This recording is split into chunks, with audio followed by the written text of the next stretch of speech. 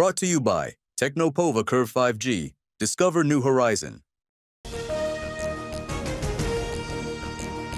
मी विमानातून उडी मारली नाही तर सीटसह बाहेर फेकलो गेलो. विमान अपघातामध्ये बचावलेल्या रमेश विश्वास कुमार यांची प्रतिक्रिया. पंतप्रधान नरेंद्र मोदी अहमदाबादमधील दुर्घटनास्थळाची पाहणी त्यांनी केली. रुग्णालयात जाऊन मोदींकडून जखमींसह मृतांच्या नातेवाईकांचीही भेट. अपघात टाळता येत नाही असं अमित शहा म्हणतात. मग तुम्ही सत्तेत का आहात? विमान अपघाताची जबाबदारी कोण घेणार? संजय राऊतांचा सवाल.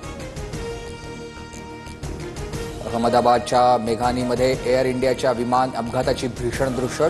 उड्डाणाच्याच या अवघ्या काही सेकंदातच विमान इमारतीला धडकलंय. तर अपघातात 241 प्रवाशांसह हॉस्टेलमधील 24 विद्यार्थ्यांचा मृत्यू. एअर इंडियाचे सीईओ कॅम्पबेल विल्सन विमान दुर्घटनास्थळी दाखल. विल्यम्स यांच्याकडून अपघात स्थळाची पाहणी.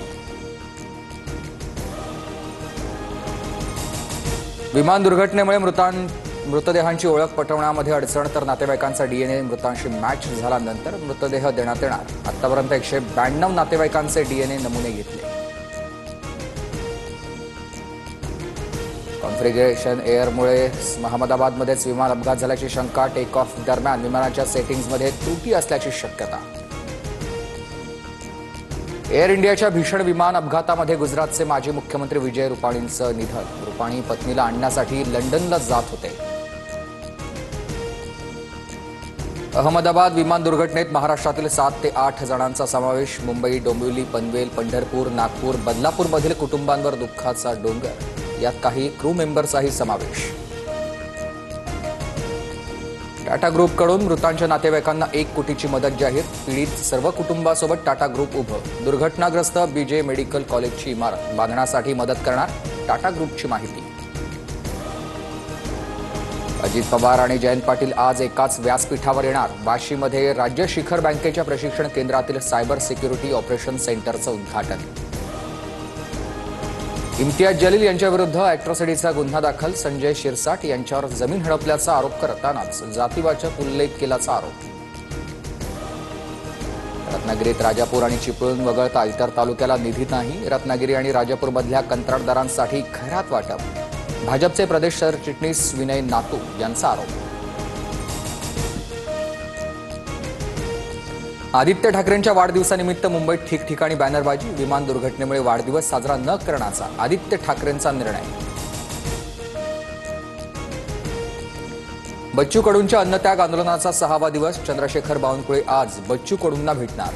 तर बच्चू कडूंच्या समर्थनार्थ अमरावतीत वलगावमध्ये चक्काजाम आंदोलन. इस्रायल आणि इराणमधील संघर्षाचा परिणाम. जगभरातील शेअर मार्केटवर. सेन्सेक्स 1200 तर निफ्टी 50 अंकांनी घसरला.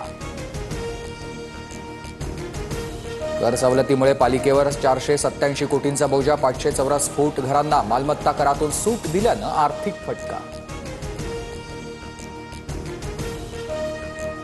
वारीतील वारकऱ्यांसाठी आरोग्य विभाग सज्ज. 331 रुग्णवाहिका. 1350 आरोग्य कर्मचाऱ्यांची नियुक्ती.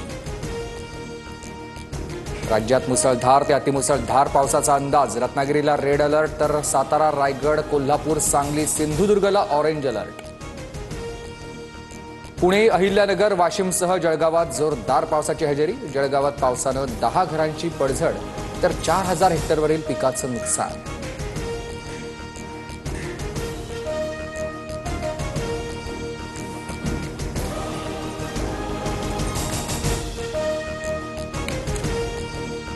Brought to you by Technopova Curve 5G.